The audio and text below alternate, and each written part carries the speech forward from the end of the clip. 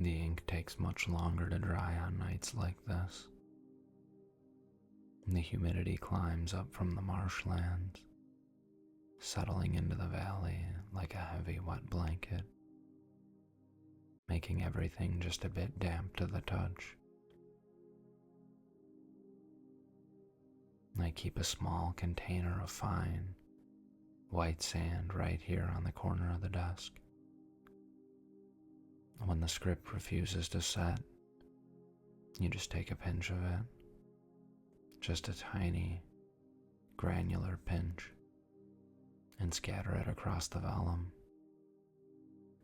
It soaks up the excess pigment before it can smear across the margins. There. If you run your thumb over it now, it feels almost like fine sandpaper. A rough, grainy record of a thought that happened just a few minutes ago.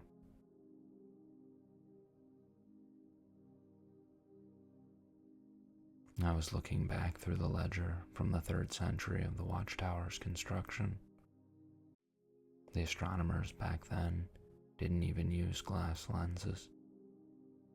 They used long, hollow tubes made of dark volcanic glass, obsidian, just to block out the ambient glare of the campfires down below. And they spent their entire lives mapping nothing but empty space. They weren't looking for the bright sparks. They were measuring the distance between the sparks, trying to figure out if the darkness itself had a shape.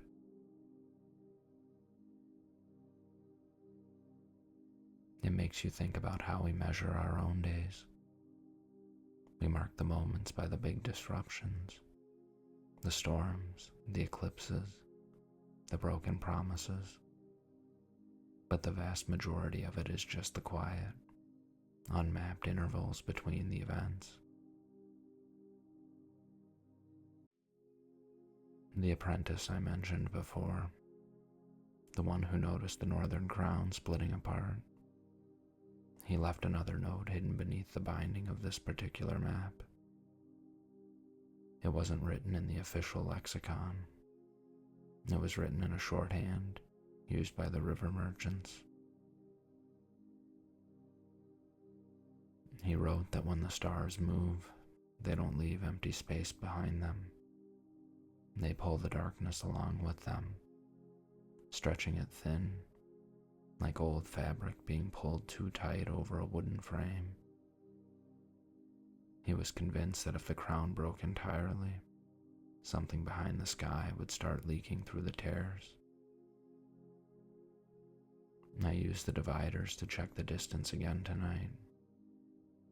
The 2 points, the jewel star and the western guard, are supposed to be exactly 4 finger widths apart on the scale. They are 5 now. It's a quiet sort of emergency, isn't it?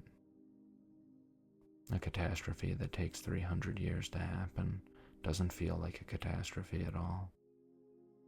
It feels like nature.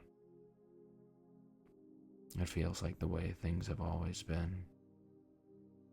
People down in the foothills are planting their summer crops, repairing their fences, getting married, all under a roof that is slowly coming unstitched at the seams.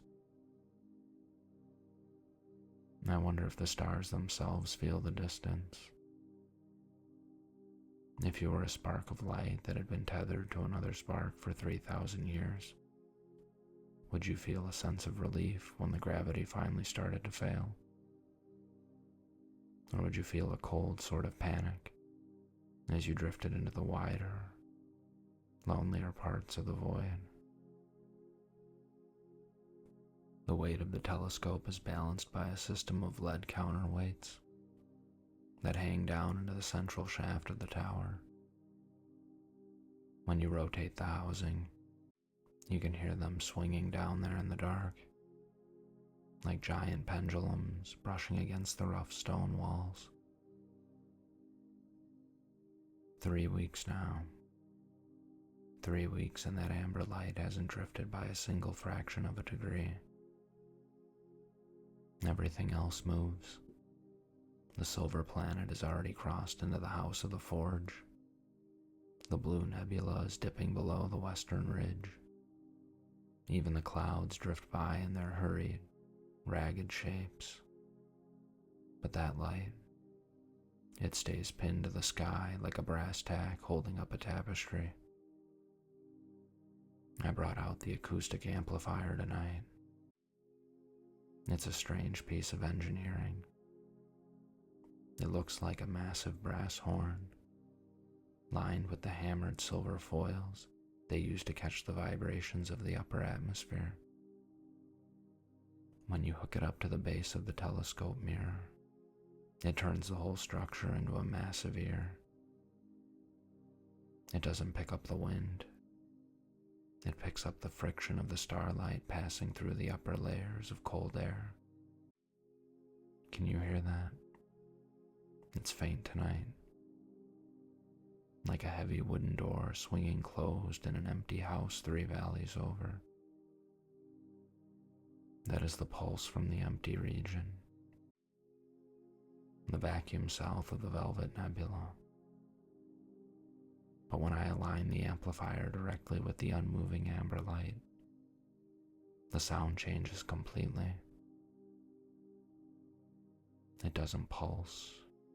It hums, a low, continuous note that vibrates right through the soles of your shoes. It's the exact frequency of a copper wire stretched until it's about to snap. I don't think it's a star at all. A star has a certain liquidity to it. It flickers because its light is fighting its way through our atmosphere, tumbling through the currents of warm and cold air, like a stone rolling down a riverbed. But this light doesn't flicker. Its edges are perfectly sharp, perfectly still. It feels less like a light that is shining at us, and more like a hole that has been punctured through the dark canvas. A tiny, illuminated peephole where someone or something has pulled back the curtain to look inside the room. I put too much lavender oil in the lantern reservoir tonight. The air is getting thick, almost sweet.